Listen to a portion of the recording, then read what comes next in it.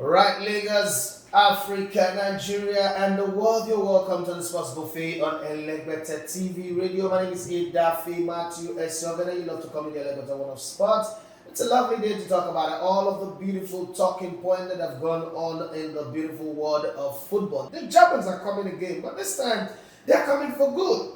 Okay, even if they are taking over the world, you will like it this time around. There is nothing negative about what's going on. So we go to Germany and we're going to school because I'm going to a man who, on the journalistic side of things, he's got journalistic excellence. He's magisterial. He's on top of his game. He's the best there is. Okay, if you've ever traveled abroad, gone to Europe and read the magazine, the bi-weekly magazine Kickers back in the day, this was the guy whose column you want to read. He's a veteran of multiple African Cup of Nations. He is also a veteran of the FIFA World Cup.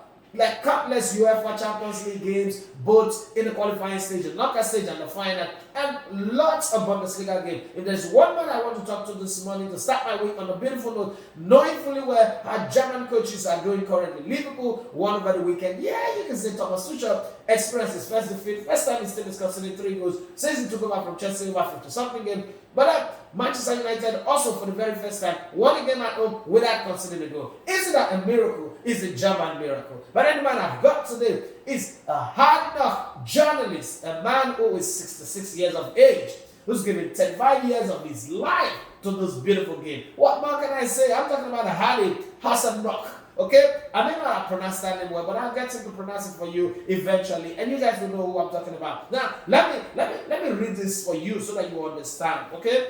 He's worked on the Bundesliga and international soccer for at least 20 years, especially Italian, French, and African soccer. Visited the African Cup of Nations tournament since 2002 in Mali.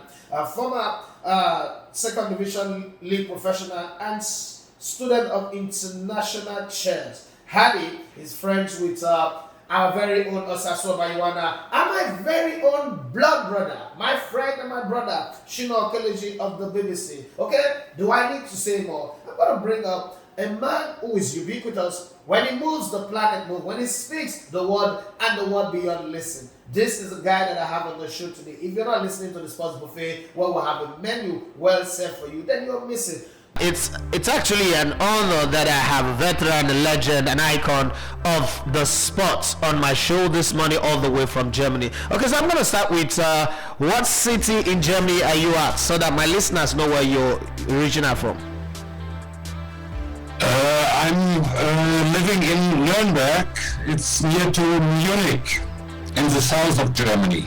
All right, so you know that we have a German coach as the head coach of Nigerian national team. Up until a few weeks ago, he was in charge of the team, but then we've been having the discussion to fire him or to keep him for the African Nations Cup. That's a conversation that will come later because he's a mutual friend. He's a person that connected us together. But then I need you to talk to my listeners about your journey in this industry as a player and then as a journalist, how it started, how far you've come. Well, it started with school at first and soccer career at the same time, and I was playing in the second league for Hanover. It's in the north of Germany, and afterwards I played in France. Recording in progress. All right, no, go ahead. It was in the near of Toulouse, and was my final point in the career. Afterwards, I started working as a journalist. How did you, going from a footballer like I was to pick up your interest in journalism? Well, I've studied physical education and German language, and both of them are basics for the journalism, and was a very interesting thing to do it, and nearly at the beginning of my work I had the offer to come to Nuremberg to famous Kicker magazine, and I started it in '86 my career was kicker. And in that period, what are the memorable highlights? The players that you cover, the games that you cover, the competitions or tournament or championship that you covered. What are the beautiful highlights that you can remember from 1986 up until this moment? Well, there were a lot of highlights. For me, the best things to do was always going to Africa for the Cup of Nations. I liked it very much, but I also visited World Championships, nearly all the tournaments the last few years, and I've met a lot of good types, like for example Gernot Rohr, your national team manager. Also as big stars like Kaká, like Didier Deschamps. Well, it was a great adventure, I would say. How many languages do you speak for a journalist that have traveled around the world to cover different championships? How many languages do you speak? I couldn't understand. How many language do you speak? Only three: German, French, and English. Well, that's quite a lot from my own perspective because I can only speak English and probably a little bit of Swedish because I was there for a while playing football in Sweden. But beyond that, let's get into the nitty-gritty of our conversation. First off, when you hear people talk about the World Cup being hosted every 2 years, how does it come to your mind? How does it feel to you? No, I'm against because it's too much for the players. I think a tournament every all 4 years it's enough. I would say, even if I know that African federations will agree to play 2 years in the rhythm, but I'm really against this. All right, beyond the World Cup, let's look at Germany. I mean, first you had a coach, Jürgen Klinsmann, and it felt like Jürgen Klinsmann came to set a foundation.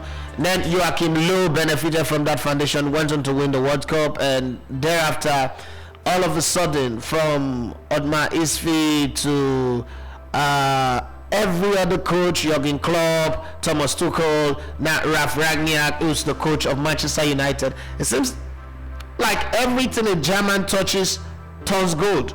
What's the secret of German coaches becoming the best all of a sudden across Europe? Well, I don't know if there is a secret because it's a question of experience and discipline, I would say. I think we have a good system of licensed coaches, and it's a good kind of education, and I think it's very important to have a good education. Even if we have a lot of licensed coaches, there is the top of the scene, and as you mentioned, Matthew, we have at this moment we have 3 German coaches in the English Premier League, and I think it's about a lack of English education. The amazing thing is, in England, the Premier League started since 1992, if my memory serves me right. And between 1992 and now, no English coach have won the English Premier League. But then we've had Jürgen Klopp winning the league with Liverpool, who's not won it in over 30 years. Now we have Thomas Tuchel choosing the league again, and then Rangnick is coming to Manchester United to restore some types of parity. Let's start with Jürgen Klopp. What is the thing that makes this whole Genge pressing with Jürgen Klopp so special? Well, I think at first he's a very good type. He's a really a friend to the players, and his theme is at first motivation. He talks a lot to the players, and he's a very good motivator. He did it when he was coach in Dortmund at his beginning, because the secret is that Jürgen Klopp and Thomas Tuchel, they started their coaching career at Mainz 05. It's a small club in the near of Frankfurt, and I think they have very good basics. Both of them, they studied physical education, and they are graduated, so they have very good basics for this job, I think. Jürgen Klopp had a lot of success with Liverpool. He won the title with Liverpool. He was winning the Champions League, and he nearly did it with only one team, with 11 players, and he didn't change a lot. That's the difference to, for example, Thomas Tuchel. Thomas Tuchel is a friend of rotation.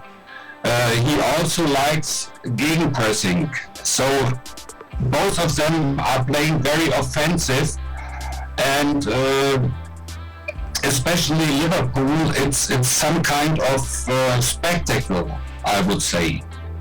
But I think Thomas Tuchel, he also will do it in the way like Klopp did.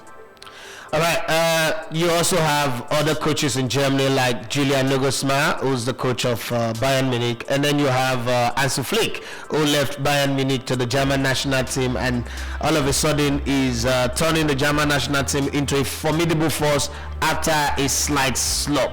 But let's focus on the Manchester United coach, interim coach, Ralf Rangnick. He's been more of a behind-the-scene man, youth developer, scout, somebody who is a fixer, who tries to be the bridge between players and clubs, who gets in the right kind of players in. He's never coached a club with such big characters, big names like Cristiano Ronaldo, Paul Pogba, Bruno Fernandes, and the rest of them. Do you think, yes, he won yesterday, 1-0, first time Manchester United have a clean sheet, but do you think that is the man that would fix Manchester United problem? Even though, yes, all German coaches, as Flick, Julian Nagelsmann, Jürgen Klopp, Thomas Tuchel, all of them are doing well. Do you think Ralf is the guy that would make Manchester United get back to the top of the league table in a couple of years? Well, I know him very well because we played together in a German national team for students. And I know that for him it was big dream to come into Premier League. Manchester United is one of the biggest clubs all over the world, and also in the Premier League. And for him it was some kind of a big dream to come to Premier League.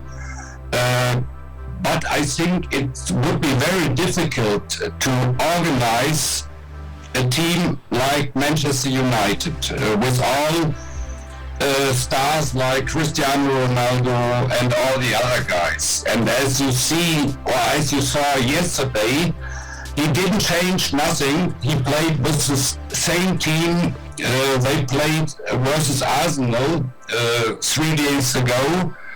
And I think it's very difficult to involve his tactic with game. All right, so Rangnick talked about pressing, and in his own idea of pressing, this is what he said. He said, you either press completely or you're not pressing, right? And he said that pressing is like pregnancy. There is no such thing as a little bit of pregnancy. You are either pregnant or you're not pregnant. Can he get people like Cristiano Ronaldo, Bruno Fernandes, and the rest of them, can he get them to press in the way Jürgen Klopp have gotten Sadio Mane, Roberto Firmino, Mo Salah, and the rest of his squad to press at Liverpool?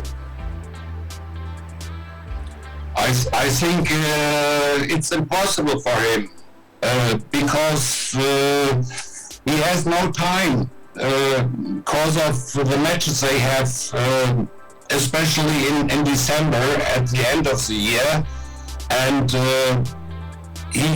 it's difficult for him to manage a new style, even with these players. They are habited to play their own role, and Ralf Rangnick likes to have special players for his tactics. So I think it would be very difficult to increase his tactical signs.